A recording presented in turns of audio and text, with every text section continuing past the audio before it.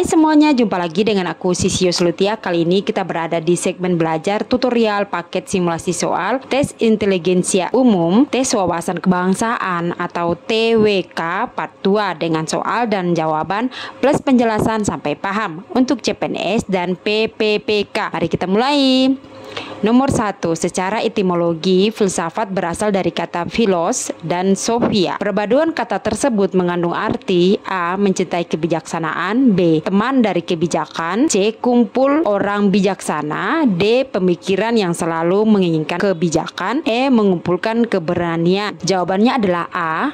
Penjelasannya, secara etimologi, filsafat terdiri atas kata philos dan sophia.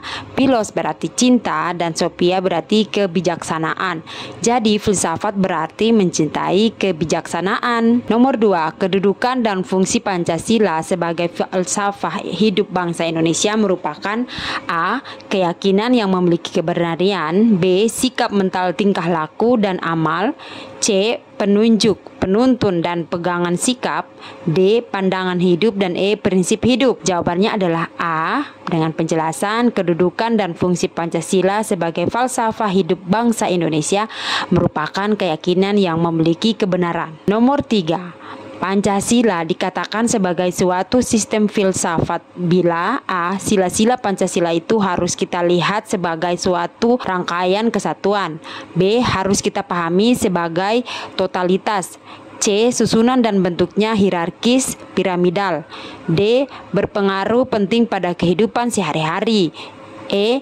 A, B, C benar. Jawabannya adalah E. Penjelasannya, Pancasila dikatakan sebagai suatu sistem filsafat bila sila-sila Pancasila itu harus dilihat sebagai satu rangkaian kesatuan, dipahami sebagai totalitas dan susunan dan bentuknya hierarkis piramidal. Nomor 4. Yang dimaksud dengan makna semboyan Bhinneka Tunggal Ika sebagai kenyataan adalah A. Indonesia sebagai bangsa yang majemuk, B. Indonesia sebagai bangsa merdeka, C. Indonesia sebagai bangsa kaya budaya, D. Indonesia sebagai bangsa toleran, E. Indonesia sebagai bangsa religius. Jawabannya adalah A. Dengan penjelasan, yang dimaksud dengan makna semboyan Bhinneka Tunggal Ika sebagai kenyataan adalah Indonesia sebagai bangsa yang majemuk. Nomor 5. Yang dimaksud dengan makna semboyan Bhinneka Tunggal Ika sebagai pesan adalah A. Fundamentalistik keagamaan yang bersifat eksklusif harus diantisipasi dalam kehidupan berbangsa dan bernegara,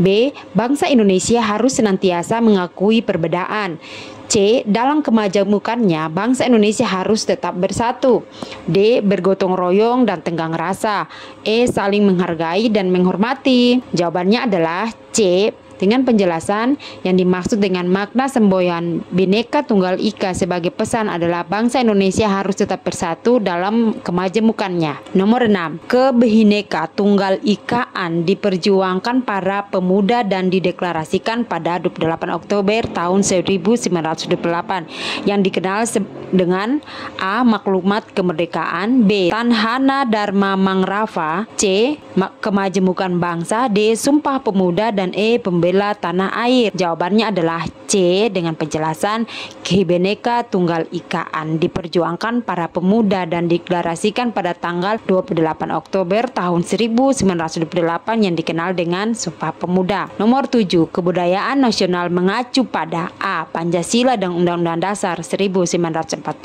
B. Bhinneka Tunggal Ika dan Pancasila, C. Undang-Undang Dasar tahun 1945 dan Bhinneka Tunggal Ika, D. Kitab Sutasoma dan Pancasila, E. Undang-Undang Dasar 1945 dan Falsafah Negara. Jawabannya adalah B.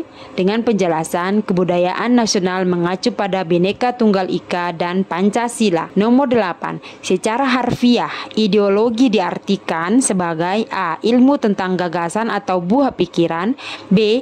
Ilmu tentang rencana masa depan, C. Ilmu tentang keyakinan, D. Ilmu tentang kehidupan berbangsa dan bernegara, E. Ilmu tentang masyarakat modern. Jawabannya adalah A. dengan penjelasan secara harfiah atau secara istilah. Ideologi mengandung arti ilmu tentang gagasan atau buah pikiran. Nomor 9, yang termasuk isi dan makna pembukaan Undang-Undang Dasar tahun 1945.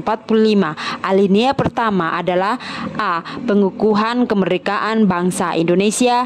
B. Ketakwaan kepada Tuhan Yang Maha Esa. C. Motivasi spiritual yang luhur bahwa kemerdekaan merupakan berkah Tuhan. D. Pengukuhan atas proklamasi kemerdekaan. E. Pendirian bahwa kemerdekaan adalah hak segala bangsa. Jawabannya adalah E. Dengan penjelasan, isi dan makna pembukaan Undang-Undang Dasar tahun 1945 adalah: yang pertama, bangsa Indonesia berpendirian anti penjajahan. Yang kedua, bangsa Indonesia berpendirian bahwa kemerdekaan adalah hak segala bangsa. Yang ketiga, bangsa Indonesia bertekad akan berjuang menentang setiap bentuk penjajahan dan mendukung kemerdekaan setiap bangsa. Nomor 10, manfaat filsafat Pancasila bagi setiap bidang kehidupan bangsa dan negara Indonesia adalah: A. Memperdalam pengetahuan dan pengertian Pancasila sebagai dasar negara, pandangan hidup bangsa, dan juga sebagai ideologi negara. B. Menangkal budaya asing yang masuk ke Indonesia baik secara langsung maupun melalui perantara teknologi. C. Perwujudan dan pelaksanaan setiap warga negara dalam bermasyarakat, berbangsa, dan bernegara. D. Sebagai pandangan hidup bangsa dan negara Indonesia serta akan menjiwai gerak langkah setiap warga negaranya. Serta yang E. Menjadi satu-satunya acuan dalam berperilaku. Jawabannya adalah D. Dengan penjelasan, manfaat filsafat Pancasila dalam setiap bidang kehidupan bangsa dan negara adalah sebagai pandangan hidup bangsa dan negara Indonesia serta akan menjiwai gerak langkah setiap warga negara. Nomor 11, pada tahun 1365 Empu Prapanca menulis kitab Negara Kertagama yang menyebutkan istilah Pancasila, dan Empu Tantular menulis kitab yang menggambarkan kejayaan Majapahit, yaitu A. Bhinneka Tunggal Ika, B. Kertaning Bumi, C. Sutasoma, D. Tannana Dharma Mangrua, E. Gajah Mada. Jawabannya adalah C. Dengan penjelasan, Empu Tantular menulis kitab Sutasoma yang menceritakan kejayaan Majapahit di masa pemerintahan Raja Hayam Wuruk. Dalam kitab ini diajarkan toleransi beragama yang diceritakan dalam Kakawin Bhinneka Tunggal Ika yang berarti berbeda-beda tetapi satu jua. Nomor 12, sidang BPUPKI pertama mengkaji tentang dasar negara yang akan dijadikan landasan pada saat Indonesia merdeka. Pada saat itu Presiden Soekarno mengusulkan Pancasila dengan urutan A. Nasionalisme, ketuhanan yang Maha Esa, perikemanusiaan, kebangsaan Indonesia, mufakat, dan kesejahteraan sosial. B. Internasionalisme, nasionalisme, mufakat, demokrasi, dan ketuhanan. C. Kebangsaan, internasionalisme atau perikemanusiaan, mufakat atau demokrasi, kesejahteraan sosial, dan ketuhanan. D. Kesejahteraan sosial, internasionalisme, nasionalisme, perikemanusiaan, dan ketuhanan. E. Ketuhanan, kemanusiaan, internasionalisme, kerakyatan, dan keadilan. Jawabannya adalah C. Dengan penjelasan, pada tanggal 1 Juni 1945, Insinyur Soekarno mengusulkan Pancasila dengan urutan kebangsaan, internasionalisme atau perikemanusiaan, mufakat atau demokrasi, kesejahteraan sosial, dan ketuhanan. Nah, itu dia yang bisa aku share kali ini. Sampai jumpa, semoga bermanfaat.